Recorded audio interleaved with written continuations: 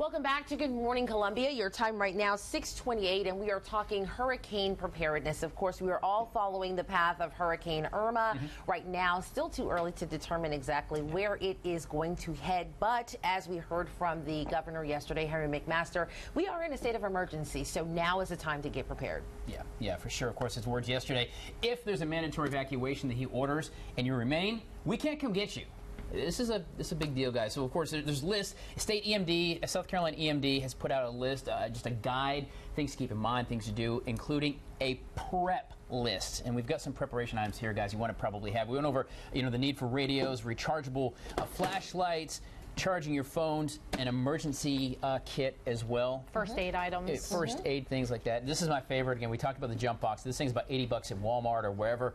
You can plug this thing in. It's a battery pack. You can plug, it's got the 110 volts, so you can plug a light in. You can plug a charger, a blender, something, and that thing lasts a good long while. You can also get one of those little auxiliary packs for cell phones, but really making sure that phone is charged up from the get-go. Exactly, because you do want to make sure that you have contact with people, hence the walkie-talkies. Also, at least three days worth of food stocked in your home. They require you to have 3. You can have up to 7, just to make sure you're safe if you cannot leave your home. And that's per person.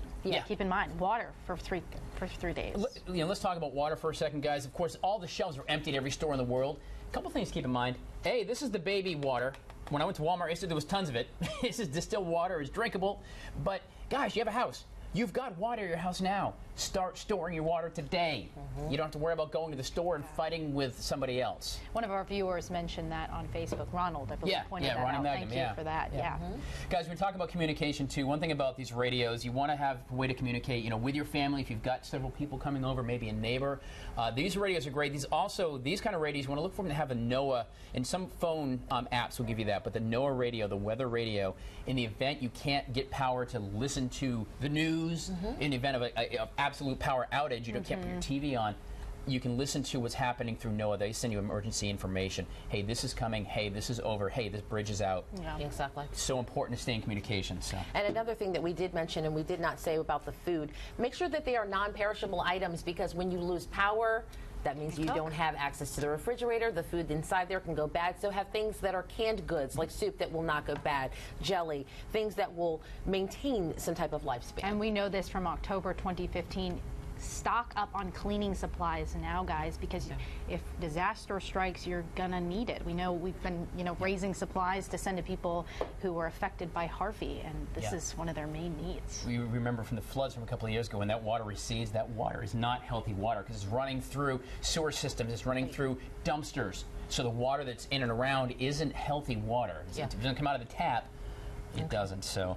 We will also put all of this information, as well as a link to RSED has released some information, as well as emergency management, on our website at abccolumbia.com, so that you can have a complete list of everything you need to have in place if it comes to this. And in the meantime, Tyler's going to work on rigging up this handy-dandy battery phone charger.